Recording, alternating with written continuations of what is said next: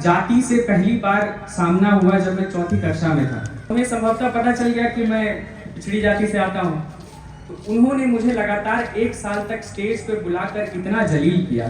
प्रतिष्ठित संस्थान में भी अगर आप जाति विशेष या फिर वर्ग विशेष से आते हैं तो आपको डायरेक्ट मिल जाता है, वहाँ पे प्रोफेसर बनने का मौका मिल जाता है, जबकि वही हमारे पिछड़े वर्ग के, दलित वर्ग के जितने भी टीचर होते हैं उनको NFS बोलकर कि नॉट फाउंड सुटेबल बोलकर उनको इससे वंचित रख दिया जाता है। जो मेरे मैनेजर हैं वो उच्च वर्ग से आते हैं, उनके जो मैनेजर हैं वो उच्च वर्ग से आते हैं, उनके जो मैनेजर हैं वो उच्च वर्ग से आते हैं। तो ये कैसी व्यवस्था है भाई? आप इस देश के सबसे प्रतिष्ठित कॉलेज से भी पढ़कर अच्छे नंबर लाकर जॉब पाकर भी आपके साथ जो है डिस्क्रिमिनेशन होगा, आपके साथ भेदभाव होगा। ये भेदभाव मेरिट के आधार पे नहीं, ये भेदभाव जाति के आधार पे है, वर्ग के आधार पे है। इतने साल बाद भी एक आदमी जो सरकारी अच्छे पद पे है वो अगर मुझे साइड में जाके ये बता रहा है कि दूसरे जाति के लोग या निम्न जाति के लोग नहीं रहते, ये बहुत अच्छी बात है, तो ये अपने आप में शर्म करने की बात है कि अगर जिसको आप अच्छा बोल रहे हैं वो कितना गलत बात है। संविधान विरोधी है कौन कि ओबीसी दलित जो है 40% गरीब है और इनकी में गरीबी 15% है,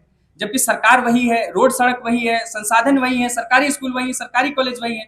क्यों है सर? कॉलेजियम सिस्टम है, इनमें गिन के 4 या 6 जज तय कर लेते हैं कि अगला जज कौन हो। एक तरीके से कहा जाए तो डेमोक्रेसी के अगेंस्ट हो गया। जो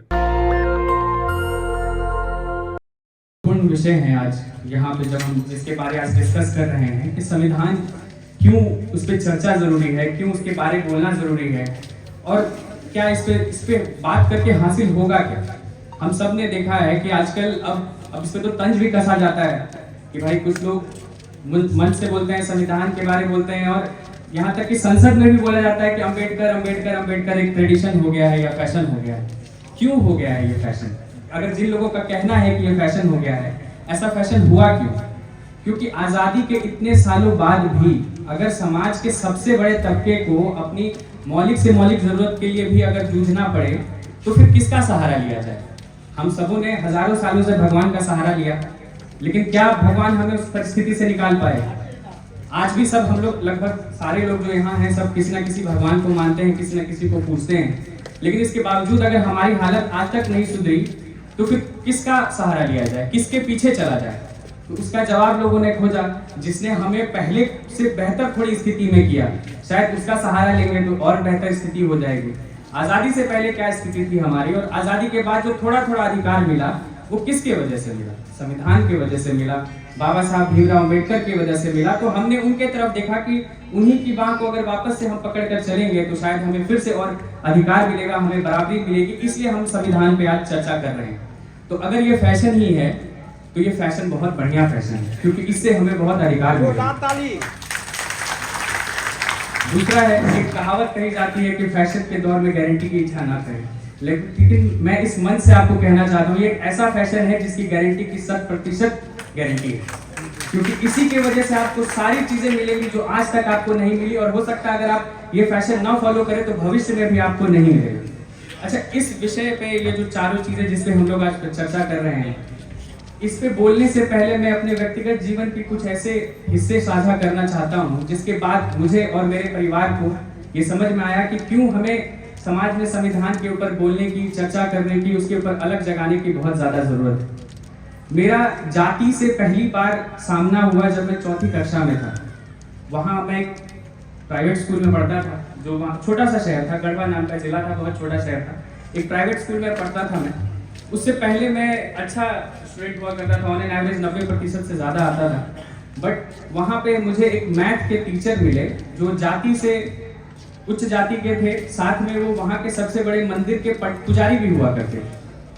अच्छा, उन्हें संभवतः पता चल गया कि मैं पिछड़ी जाति से आता हूँ, तो उन्होंने मुझे लगातार 1 साल तक स्टेज पर बुलाकर इतना जलील किया कि मुझे उस सब्जेक्ट से ही धीरे धीरे थोड़ी सी नफरत होने लगी, और मैथ में जो मैं रेगुलर 100 के आसपास लाता था वो घट के 60-65 हो गया। ये पहला था उदाहरण जब मुझे पता चला कि जाति के आधार पे आप हो सकता है कि लोग बोलते हैं कि प्राइवेट में पढ़ लीजिए, अच्छा आपको व्यवस्था मिल जाएगा, लेकिन जाति के आधार पे आपको वहाँ पे भी शोषण झेलना पड़ेगा। ये चौथी कक्षा की मैं बात कर रहा हूँ, जबकि लोग तो कहते हैं कि बच्चों में भगवान होता है। उसके बाद में जब थोड़ी और बड़ी कक्षा में गया, मैं देश के सबसे डिफिकल्ट एग्जाम में से एक IIT JEE को क्लियर करके IIT रुड़की का छात्र बना। तो वहाँ पे मुझे पता चला कि लगभग 28 टीचर हैं हमारे ब्रांच में, उसमें भी लगभग 22 एक जाति विशेष और वर्ग विशेष के ही टीचर थे। ये मेरा दूसरा वो एक्सपोजर था कि भाई जाति कितनी महत्वपूर्ण है, कि देश के सबसे प्रतिष्ठित संस्थान में भी अगर आप जाति विशेष या फिर वर्ग विशेष से आते हैं तो आपको डायरेक्ट मिल जाता है वहाँ पे प्रोफेसर बनने का मौका मिल जाता है, जबकि वही हमारे पिछड़े वर्ग के, दलित वर्ग के जितने भी टीचर होते हैं उनको एनएफएस बोलकर कि नॉट फाउंड सुटेबल बोलकर उनको इससे वंचित रख दिया जाता है। ये मेरा दूसरा सबसे बड़ा एक्सपोजर था। तब तक मुझे लगता था तब भी कि जाति इतना मायने नहीं रखती है, लेकिन जब मैं इसके बाद प्राइवेट जॉब में गया, प्राइवेट जॉब के नाते ही मुझे प्रधानमंत्री कार्यालय, इस्पात कार्यालय और विभिन्न भारत सरकार के कार्यालयों में डेटा साइंटिस्ट के तौर पे काम करने का मौका मिला। वहां पर जाने के बाद मुझे क्या पता चलता है, जो मेरे मैनेजर हैं वो उच्च वर्ग से आते हैं, उनके जो मैनेजर हैं वो उच्च वर्ग से आते हैं, उनके जो मैनेजर हैं वो उच्च वर्ग से आते हैं। तो ये कैसी व्यवस्था है भाई कि आप कहना चाहते हैं कि देश के 140 करोड़ लोगों में से मान लेते हैं 90 करोड़ के आसपास वोटर हैं, वयस्क हैं, उसमें से आपको सिर्फ एक जाति विशेष या वर्ग विशेष के ही लोग मिल रहे हैं जो टैलेंटेड हैं, बाकी और जातियों में ये नहीं है मतलब टैलेंट, जबकि उनकी आबादी कितनी है 10%, 15%। तो आप कहना चाहते हैं कि 60 करोड़ 80 करोड़ जो पिछड़े वर्ग के या दलित वर्ग के लोग हैं उनमें से इतने टैलेंटेड लोग आपको नहीं मिलते हैं कि आप उनको प्राइवेट इंस्टीट्यूशंस में जॉब दे सकें। ये व्यवस्था तब वहां जाके मुझे सही मायने में महसूस हुआ कि जाति कितनी ज्यादा जरूरी है। आप इस देश के सबसे प्रतिष्ठित कॉलेज से भी पढ़कर अच्छे नंबर लाकर जॉब पाकर भी आपके साथ जो है डिस्क्रिमिनेशन होगा, आपके साथ भेदभाव होगा अगर आप उन जातियों से नहीं आते हैं जिन जातियों की पूछ। ये मेरा तीसरा और सबसे रियल एक्सपीरियंस था जब मुझे लगा कि नहीं भाई कुछ तो ऐसा करना होगा कि ये सिर्फ जो जाति के आधार पे, आप मेरिट के आधार पे करते हैं। सबसे बड़ा आपका क्या है, जब भी हम लोग बात करते हैं आरक्षण की या संविधान की, तो सबसे बड़ा तर्क जो उधर से आता है कि इससे मेरिट कमजोर हो जाएगा। कैसे मेरिट कमजोर हो जाएगा? जब हम मेरिट लेके भी वहां पहुंचते हैं तब भी तो आप हमसे जातिगत भेदभाव करते हैं। हम तो मेरिट लेकर पहुंचे थे, फिर क्यों हमारे साथ भेदभाव हुआ? तो इसका एक ही जवाब ये है कि ये भेदभाव मेरिट के आधार पे नहीं, ये भेदभाव जाति के आधार पे है, वर्ग के आधार पे है। आपसे पहले ही पूछ लेंगे। और कैसे पूछते हैं? अब ये है कि थोड़ा अब डायरेक्ट पूछेंगे तो बुरा लगेगा, तो पूछेंगे कि अच्छा आपका नाम क्या हुआ? मेरे नाम में जो है नहीं आता जाति का नाम, कुमार टाइटल है मेरा, अनंत कुमार। तो फिर पूछेंगे पिताजी का नाम क्या हुआ? पिताजी के नाम से भी टाइटल नहीं पता चलता है, उनका नाम सुखित नारायण है। तो फिर पूछेंगे अच्छा आप किधर से आते हैं? फिर जिला पूछते हैं कि जिला से थोड़ा बहुत शायद आइडिया लग जाएगा कि किस जाति का होगा। अगर उससे भी नहीं आइडिया लगते हैं तब थोड़ा पूछते हैं पॉलिटिकल कि किस जाति, किस पार्टी को वोट देते हैं। शायद अगर हम बोल देंगे कि इस वाले को देते हैं तो पता चल जाएगा कि मेरा समर्थक है तो मेरे ही जाति का होगा। ये सारे क्राइटेरिया के आधार पे, क्योंकि किन्होंने डायरेक्टली पूछा नहीं, लेकिन उनको लगता था कि मैं उनके वर्ग का हूँ। लेकिन किसी दिन बातचीत में जब पता चला कि भाई मैं उनके वर्ग का नहीं हूँ, तो उनका जो व्यवहार है मेरे प्रति वो थोड़ा बदला। तब मुझे ये हिट हुआ कि यही इंपॉर्टेंट है भाई, तभी तो भी मेरे साथ भेदभाव कर रहे हैं। वरना कल तक जो लोग मेरे साथ बेहतरीन व्यवहार करते थे, आज जब उनको मेरी जाति पता चली तो गलत व्यवहार कर रहे हैं। अब जब मैंने इधर आईआईटी के बाद जब मैं गया कुछ साल प्राइवेट नौकरी करने के बाद फिर इधर आया, सरकारी में आया, बीपीएससी क्लियर करके मैं बिहार सरकार की जो संस्थान है पेपार्ड, उसमें मैं ट्रेनिंग करने पहुंचा। तो वहां पर भी क्या देखता हूं कि जो लोग हैं वो अपने जातीय गुट बना चुके हैं। ठीक है, आप उम्मीद करेंगे कि जब आप सरकारी महकमे में पहुंच गए हैं और सरकार का दायित्व भी ये होता है कि वो जाति धर्म सभी दीवार से ऊपर उठ के सबको एक नागरिक के तौर पे ट्रीट करे, लेकिन जिन लोगों का सिलेक्शन हुआ वो खुद अगर जाति और धर्म के आधार पर पहले से बढ़ गए हैं तो उनसे आप क्या अपेक्षा रखिएगा कि वो आपका विकास करेंगे? संभवतः एक वहां घटना हुई जिसमें एक उच्च जाति और जो है पिछड़े वर्ग के इंसान की लड़ाई हो गई, और उसके बाद हमने देखा कि पिछड़ी जाति के ज्यादा लोग, क्योंकि आरक्षण है, तो पिछड़ी जाति के ज्यादा लोग होने के बावजूद, अगड़ी जाति वाले की गलती होने के बावजूद उसके खिलाफ कोई कार्रवाई नहीं हुई, क्योंकि उनकी पहुंच ऊपर तक थी, क्योंकि वो उस वर्ग विशेष से आते थे। एक वहां पे भी मिला कि अभी भी ये चीज चल ही रहा है इतना जो है। और मैं एक बहुत छोटी सी घटना बताना चाहता हूँ कि किस हद तक अंदर तक घुसा हुआ ये सारी चीज। मेरा एक कलीग है, साथ में काम करता है, वो ऊंची जाति से आता है। मैं एक बार, क्योंकि हम लोग अब साथ में काम करने लगे, तो एक बार उसे घर जाने का मौका हुआ। उसने मुझे साइड में बुला के बोला, उस समय तक उसको नहीं पता था कि मैं पिछड़ी जाति से आता हूँ। उसने मुझे साइड बुलाकर बोला कि अनंत जी आपको पता है एक बहुत अच्छा बात है यहाँ का। हम पूछे क्या अच्छा बात है भाई, कुछ बढ़िया बात बताएंगे। तो वो बोलते हैं कि बहुत अच्छा बात यह है कि यहाँ पे कोई भी बैकवर्ड दलित का एक भी आदमी नहीं रहता, हम लोग खाटी यहाँ जनरल रहते हैं। ये मुझे साइड में ले जाके कानाफूसी में अच्छी बात बता रहा है। अब आप समझिए कि इतने साल बाद भी एक आदमी जो सरकारी अच्छे पद पे है, वो अगर मुझे साइड में जाके ये बता रहा है कि दूसरे जाति के लोग या निम्न जाति के लोग नहीं रहते, ये बहुत अच्छी बात है, तो ये अपने आप में शर्म करने की बात है कि अगर जिसको आप अच्छा बोल रहे हैं वो कितना गलत बात है। ये आज़ादी के इतने साल बाद है। तो इसी इन सब घटनाओं के बाद, और क्योंकि ये पहले भी मैं फेस कर रहा था, पिताजी भी नौकरी में है तो उनको भी कहीं ना कहीं फेस करना पड़ ही रहा था, तो हमने सोचा कि हम क्या करें, क्या होगा जब हमें रास्ता दिखाएगा। तब हमें एक ही जवाब मिला कि संविधान से ही ताकत मिली है, संविधान ही रास्ता दिखाएगा। जोरदार तो ताकत। इसके बाद तभी हम लोगों ने सोचा कि अब हम लोग आगे करेंगे।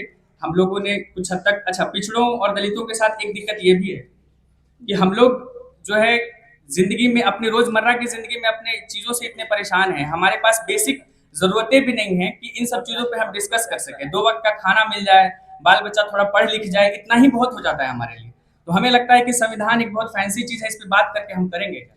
लेकिन अगर इस पे बात नहीं कीजिएगा, इस पे नहीं काम कीजिएगा, तो किसी कुछ नहीं हो पाएगा। आपका, आपके बच्चे पढ़ के भी फिर पीछे रह जाएंगे, क्योंकि वही होना है जो मेरे साथ हुआ। जो है, मैं तो अच्छे जगहों पे भी पढ़ा, तब भी वही होगा।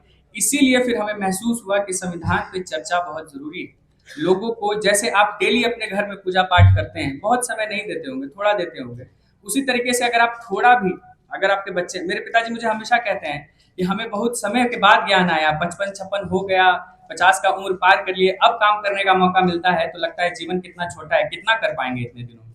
फिर उसके बाद मैंने बोला कि चलिए, हम तो अभी आपसे छोटे ही हैं उम्र में, आपका चीज हम थोड़ा आगे बढ़ाएंगे, ठीक है।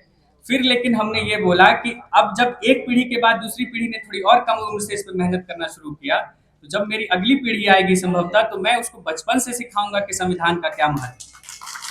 तो आप सभी से अनुरोध है, यहाँ पर जो सुनने आए हैं, बहुत बार ऐसा भी हो जाता है कि ये टॉपिक बहुत बोरिंग लगता है, लेकिन क्योंकि इसी के वजह से आपको सब कुछ मिलेगा, तो आप सभी से मेरा निवेदन है कि आप जब भी अपने घर में रहें, अपने छोटे छोटे बच्चों से, जिनसे भी आप बात करते हैं, जिनको अभी तक आइडिया भी नहीं है कि संविधान है क्या, उसको थोड़ा ही सही 5 मिनट 10 मिनट डेली जरूर बताएं कि संविधान क्या है और क्यों ये बहुत जरूरी है। ये पहला जो आज का मुद्दा था। दूसरा मुद्दा हमारा आज का ये है कि संविधान विरोधी है कौन और क्यों इसका विरोध करते हैं। ये तो मुझे नहीं लगता है कि आपको बताने की जरूरत है कि संविधान विरोधी कौन है। जिन लोगों को सारा तरीके का पहले आरक्षण था, पढ़ाई से लेकर आरक्षण हो, सरकारी ठेकेदारी में आरक्षण हो, या किसी भी चीज का आरक्षण हो, जिनको 100% आरक्षण था संविधान बनने से पहले, उन्हीं को तो दिक्कत होगी संविधान से। क्यों दिक्कत होगी किसी और को? आपको हमको संविधान से क्यों दिक्कत होगी? जो हमको थोड़ा बहुत मिला है वो तो संविधान की वजह से ही मिला है, तो दिक्कत किनको है? और आपको अगर वो डायरेक्टली नहीं भी बोलेंगे, वो बोलेंगे कि हम संविधान की बहुत इज्जत करते हैं, ठीक है, लेकिन कैसे आपको जानना है कि वो संविधान विरोधी हैं? वो कुछ तर्क देंगे आपको। वो बोलेंगे कि आरक्षण तो शुरू में सिर्फ 10 साल के लिए आया था, ये लोग राजनीति के चक्कर में 10-10 साल बढ़ाते बढ़ाते यहाँ बढ़ा दिया। दूसरा बात क्या बोलेंगे कि जाति पाति अब है कहाँ, अब तो खत्म हो गया, ये तो थोड़ा बहुत इक्का दुक्का चीज आपको दिखता होगा, वरना जाति अब है ही नहीं। तीसरा, ये सबसे बड़ा तर्क देंगे कि आरक्षण से मेरिट खराब हो जाता है, कहीं पे भी पुल गिरेगा तो वो बोल देंगे कि पक्का आरक्षण वाला इंजीनियर बनाया होगा। कहीं पे भी डॉक्टर अगर सर्जरी कुछ खराब कर देगा तो बोलते पक्का आरक्षण वाला डॉक्टर होगा, ठीक है। ये सारी चीजें जो हैं, जैसे ही आप किसी के मुंह से सुने तो आप समझ जाइए कि वो इंसान सिर्फ आरक्षण विरोधी नहीं है, वो संविधान विरोधी है। क्योंकि जो संविधान आपको आरक्षण की ताकत देता है, वो उसका विरोध कैसे कर पाता है जो कि सबको ताकत देता है? इसलिए आप समझ जाइए कि कौन है संविधान विरोधी। तो वैसे तर्क देने वाले लोग वो डायरेक्ट नहीं बोल पाएंगे, क्योंकि उनको भी आज के समय इल्म हो गया है कि इस वर्ग की आबादी इतनी ज्यादा है, इनकी राजनीतिक भागीदारी इतनी ज्यादा है कि अगर हम खुल के इनका विरोध कर देंगे तब तो हम कहीं के नहीं रहेंगे। इसलिए वो ऐसे तर्क गढ़ेंगे कि मेरिट खराब हो जाएगा। इसलिए आपको समझना है, पहचानना है कि कौन से वो लोग हैं जो संविधान विरोधी हैं और क्यों करते हैं वो इसका विरोध। सबसे मतलब बहुत ऑब्वियस सा चीज है कि क्यों करते हैं विरोध। अगर आपको सिर्फ जन्म के नाम पे, किसी जाति विशेष में आने के नाम पे आपको 100% रिजर्वेशन मिल जाए, जितना पूजा पाठ होगा हम ही कराएंगे, तो कौन नहीं चाहेगा कि जो है आरक्षण खत्म हो जाए या संविधान खत्म हो जाए। मैं हाल फिलहाल में एक वीडियो देख रहा था, उसमें बनारस का एक घाट का वीडियो था। उसमें कुछ लड़के बस ऐसे टेस्ट करने के लिए कि हमको करने देते हैं कि नहीं करते हैं, वो बस क्या किए, वो हाथ में ले लिए डगरा टाइप का छोटा सा, उसमें एक दिया जला लिए और बाती बाती रख लिए। तुरंत 2 मिनट के भीतर एक पंडित जी उनके पास आते हैं, बोलते कि तुमको कौन अधिकार दिया यहाँ करने का? वो बोला कि कौन जात का है तुम? तो वो बोला कि हम लोग तो पुलिस से परमिशन लिए हैं। तो बोला नहीं, पुलिस का परमिशन नहीं मानेंगे, जाओ यहाँ से, भागता है कि नहीं भागता है, नहीं तो मारेंगे तुमको। अब सोचिए कि प्रशासन से परमिशन लेने के बावजूद भी वो क्यों नहीं पूजा करा सकते हैं, क्योंकि उस जाति विशेष से नहीं, उस जाति विशेष ने आरक्षण ले रखा है 100%। तो इसीलिए वो लोग नहीं चाहते कि आरक्षण आप जो है किसी तरीके से या संविधान लागू हो, क्योंकि उनका जो आरक्षण है 100% आरक्षण है। आप समझिए कि वो रोते हैं कि 50% का आरक्षण का सीमा नहीं टूट जाना चाहिए, लेकिन उनको तो 100% आरक्षण है। उसका सबसे अच्छा एग्जाम्पल क्या होगा। और मैं यहाँ से एक चीज और सबको कहना चाहता हूँ, जातियों में क्या है, हम सबको जातियों में बांट दिया गया, और अब क्या है उसमें पिछड़ा, अति पिछड़ा और भी पिछड़ा पिछड़ा करेंगे। आपको ये बात समझना होगा कि आपसे जो भेदभाव होता है वो इसलिए नहीं होता कि आप जाति उस विशेष से आते हैं, आपसे भेदभाव होता है क्योंकि आप उस वर्ग से आते हैं। ये नहीं बोलता है लोग कि भाई वो जाति का फलन, वो बोलेगा छोट जात का है। कभी सुने कि सिर्फ जात, वो बोलेगा छोट जात का है, दलित है। आपको इसलिए नहीं बोलता है कि इस जात का इसलिए विरोध कर, जब आपसे विरोधी करता है वो छोट जात के होने के नाते, तो आप क्यों जाति में छोटा छोटा बट के किसी किसी वोट बैंक की वजह से उन्हीं लोग को मजबूत करने चल जाते हैं जो सबका विरोध करता है। ऐसा थोड़ी कि किसी एक जाति का विरोध कर रहा है, वो आपके पूरे वर्ग का विरोध कर रहा है। ये हमको आपको समझना होगा। इसलिए अब बात चलती है लगातार कि आरक्षण को और बांटा जाए और बांटा जाए। इससे हम कभी इस बात पे बात करते हुए आप सुनते हैं कि 50% का बैरियर तोड़ के हम 75 कर देते हैं, जिनका जितना आबादी है उतना कर देते हैं। नहीं, पूरी नौकरी में मैं इस बात का डेटा लेके आया हूँ, पूरे अभी करेंटली बिहार सरकार में 20,50,000 सरकारी पद है। वो भी कैसे पता चला हमें, जो लेटेस्ट जाति जनगणना है, जो आज का तीसरा टॉपिक भी है। कारण क्या है, देश में बहुत विरोध हुआ। किस लिए विरोध हुआ, इसमें क्या दिक्कत है। आप हमको किसी को भी कोई भी बीमारी होती है तो हम सबसे पहले क्या करते हैं, डॉक्टर क्या लिखता है, टेस्ट कराने लिखता है ना।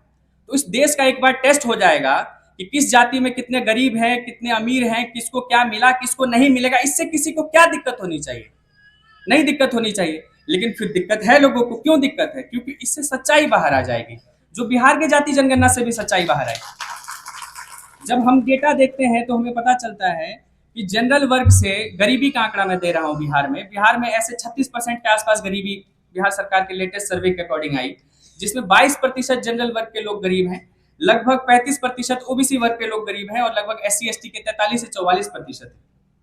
अब ये जनरल का 22% तब है जब मुसलमानों के भी एक तबके जो जनरल में आते हैं उनको जोड़ कर किया गया। अगर आप अलग कर लेंगे ना, क्योंकि उनमें ज्यादा गरीबी और है, उनको भी अगर जनरल अलग कर लेंगे और सिर्फ हिंदू का जनरल लेंगे, तो वो संभवतः जो गरीबी का आंकड़ा है वो 14-15% के आसपास आ पाएगा। अच्छा, इन लोगों ने ऐसा क्या किया कि ओबीसी दलित जो है 40-40% गरीब है और इनकी में गरीबी 15% है, जबकि सरकार वही है, रोड सड़क वही है, संसाधन वही है, सरकारी स्कूल वही है, सरकारी कॉलेज वही है।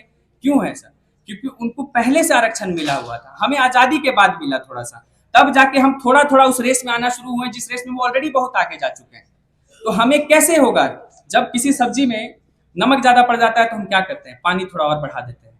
तो आरक्षण वही पानी है, थोड़ा थोड़ा और बढ़ाना होगा, तभी जाके वो जो देश नामक जो हमारा चीज है, सब्जी है, वो खाने लायक बनेगा। वरना क्या होगा, एक वर्ग विशेष के पास रहेगा तो वो नमक ज्यादा का ज्यादा रहेगा ना, वो ढंग से वो तो अपना खा ही रहे, हमारे खाने लायक नहीं रह जाएगा, ये देश फिर हमारे लायक नहीं रह जाएगा उस हिसाब से। तो इसीलिए हमें जरूरत है संविधान पर चर्चा की। और आखिरी जो आज का टॉपिक है वो ये है कि क्यों हमें हाई कोर्ट और जो सुप्रीम कोर्ट है इन सब में कॉलेजियम सिस्टम और इन सब का विरोध या फिर जो भी है उस पर एक मैंडेट का जरूरत है। एक मैं बहुत शॉकिंग आंकड़ा आपके सामने रखना चाहूंगा। भारत में जितने करंटली अभी जज हैं उसमें से 30% जज ऐसे हैं जिनके पिताजी ऑलरेडी जज रह चुके थे, और साथ में 30% बाकी जज वैसे हैं जिनके घर में पहले से कोई हाई कोर्ट या सुप्रीम कोर्ट का वकील। तो अगर 60% हिस्सेदारी आपकी, और ये गिन के 74 परिवार ऐसे हैं जिनके बीच में ये सारा खेल चल रहा है, 140 करोड़ का देश और मात्र 74 परिवार में टैलेंट है, कैसा मतलब संयोग है। आप कहिए इसको संयोग कहिए या जो भी कहिए, ऐसा हो नहीं सकता है। मतलब डेटा ये सजेस्ट करता है कि अगर हम एक सिक्का उछालेंगे तो 50% चांस है कि हेड भी आ जाएगा, 50% चांस है कि टेल भी आ जाएगा। लेकिन 140 करोड़ के देश में मात्र 74 परिवार ऐसे लोग हैं जिनमें से 60% जज बन जा रहे हैं। ये तो बहुत ज्यादा संयोग हो गया, संयोग का भी अति संयोग है। इसलिए हमें जरूरत है इस चीज पे बोलने की। और क्यों हम नहीं बोल पाएंगे, क्योंकि कोर्ट का एक वो है, दायरा है, आप बोलिएगा तो आपके ऊपर वो लगा दिया जाएगा, कंटेम्प्ट लगा दिया जाएगा कि आप जजों का विरोध कर रहे हैं या कोर्ट का जो है बेइज्जती कर रहे हैं। ये बेइज्जती नहीं है, अपना अधिकार मांगना। संविधान की सबसे बड़ी खूबसूरती यही है कि अंबेडकर जी ने हमें यह अधिकार दिया कि अगर आप अपना कोई जायज हक मांग रहे हैं तो ये कहीं से भी किसी कानून का उल्लंघन नहीं है, कहीं से भी संविधान का उल्लंघन नहीं। तो अब जब हम 75 साल बाद ये बोल रहे हैं कि हर चीज में हमको थोड़ा थोड़ा करके आरक्षण मिलके आज के समय इतना थोड़ा बहुत हमारा भागीदारी सुनिश्चित हो पाया, तो सुप्रीम कोर्ट, हाई कोर्ट या वैसे जो न्यायिक संस्थान है उसमें हमें क्यों नहीं मिलना चाहिए आरक्षण? और ये कैसे तय होगा? ये जो कॉलेजियम सिस्टम है, इनमें गिन के 4 या 6 जज तय कर लेते हैं कि अगला जज कौन होगा। ये तो बहुत ही मतलब एक तरीके से कहा जाए तो डेमोक्रेसी के अगेंस्ट हो गया। जो किसी प्रकार की पारदर्शिता नहीं है कि ऐसा क्यों हुआ कि वो जज ऐसा क्या काम कर गए बाकी जजों के मुकाबले कि इतने सारे जजों के बीच में। और हमारे साथ दिक्कत क्या है कि ज्यादा से ज्यादा हम अभी एग्जाम देके डिस्ट्रिक्ट जज वाला क्वालिफाई कर सकते हैं, बीपीएससी वगैरह कराती है, इस टाइप हर एक राज्य में होता है। लेकिन आप वहीं तक जा सकते हैं, वहां से हाईकोर्ट पहुंचने के लिए आपको उसी कॉलेजियम की जरूरत लगेगी, उस हाईकोर्ट से सुप्रीम कोर्ट पहुंचने के लिए उसी कॉलेजियम की जरूरत लगेगी। अब आप समझिए कि इसका बस एक एग्जाम्पल दे रहा हूँ कि भारत में ये दूसरी बार हो रहा है जब कोई सीजीआई हमारे जो है दलित वर्ग से आते हैं। दूसरी बार 75 साल के इतिहास में हो रहा है, जबकि ये तो उनकी आबादी अगर देखी जाए 15% से ज्यादा है, तो उनको पहले से भी हिस्सेदारी मिलनी चाहिए थी, लेकिन आज जाके मिल रही है। अब इन सारी बातों के बाद मैं बहुत ज्यादा लंबा और नहीं बोलना चाहूंगा। मैं बस अंत में आप सभी से बस 2 गुजारिश करना चाहता हूँ। सबसे बड़ा दिक्कत, जितने दिन मैं इधर रहा हूँ बिहार में, मैं शिक्षा के चलते बाहर भी गया, उसमें एक सबसे बड़ा दिक्कत मैंने महसूस किया कि हम ऐसे अभी बात कर रहे हैं अच्छी अच्छी चीज़ों पे कि हमें साथ होना चाहिए।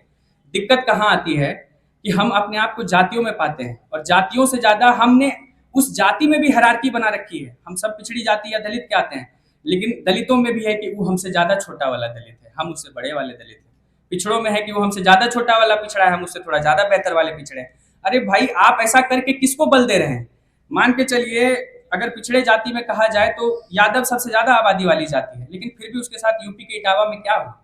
जब कथा करने गया उसको जाति के आधार पे ही भेदभाव झेलना पड़ा। ये नहीं देखा गया कि उसकी आबादी कितनी ज्यादा है या वो कितना मजबूत है। तो आप इस बात को यहाँ से गांठ बांध करके जाइए कि आप अगर जाति जाति का नाम रखते जाएंगे तो बारी बारी करके सबके जाति का नंबर आएगा, सबका शोषण किया जाएगा फिर से। उसी में जब हिटलर जर्मनी में तानाशाही कर रहा था तो एक लेखक थे, उन्होंने कहा था पहले वो यहूदी के लिए आए, उनको मार दिया, मैं कुछ नहीं बोला क्योंकि मैं यहूदी नहीं था। फिर वो शिक्षक के लिए आए, मैं कुछ नहीं बोला क्योंकि मैं शिक्षक नहीं था। फिर वो नाच बाजे वाले के लिए आए, मैं कुछ नहीं बोला क्योंकि मैं नाच बाजा वाला नहीं था। फिर वो मेरे लिए आए, लेकिन तब तक कोई बचा ही नहीं था जो मेरे लिए आवाज उठाता। इसलिए मैं आज आप सभी को कहना चाहूंगा कि आप ये मत देखिए कि उसके साथ हो रहा है तो ठीक है, हो रहा है, बढ़िया है, होने दो, कल को आपका भी नंबर आएगा। ये व्यवस्था ही ऐसी है कि सबका नंबर आना है। इससे बचने का सिर्फ एक ही तरीका है कि सब संगठित होइए, अपना आवाज उठाइए और वैसे लोगों को ही हमेशा मौका दीजिए जो आपके हित का बात करते हैं, आपके साथ सहयोग करते हैं, आपको आगे बढ़ाते हैं। अंत में मैं अंबेडकर साहब की एक जो उनकी टिप्पणी थी वो कह के ये खत्म करना चाहूंगा। उन्होंने इंग्लिश में कहा था एजुकेट, एजिटेट, ऑर्गेनाइज। हिंदी में अनुवाद हुआ शिक्षित बनो, संघर्ष करो, संगठित बनो और संघर्ष करो। इसी नारे के साथ मैं इस मंच पे जितने भी all India backward class federation के लोग हैं और जो भी उस पार बैठे हुए हैं, उन सबको बहुत बहुत धन्यवाद और साधुवाद कहना चाहूंगा कि आपने इस कड़ी में पहला कदम उठा लिया है। आप जो है संगठित हो गए हैं। संभवतः इसमें से बहुत सारे लोग होंगे जो शिक्षित भी होंगे। अब आपको क्या करना है? संघर्ष करते जाना, और संघर्ष कभी खत्म नहीं होगा। जब हासिल भी हो जाएगा लक्ष्य तब भी संघर्ष करते जाना होगा, क्योंकि उसको बनाए रखना है। इन्हीं शब्दों के साथ मैं अपनी वाणी को विराम देता हूं और आप सबको बहुत बहुत धन्यवाद कहता हूं। जय भीम। दस्तक की आपसे गुजारिश है कि अगर इसको बचाना चाहते हैं तो नेशनल दस्तक को सब्सक्राइब करने के लिए रेड कलर के सब्सक्राइब बटन को दबाएं, फिर बेल आइकन की घंटी दबाएं। नेशनल दस्तक को बचाने के लिए बहुत जरूरी है कि हर खबर को शेयर करें, लाइक करें, कमेंट जरूर करें।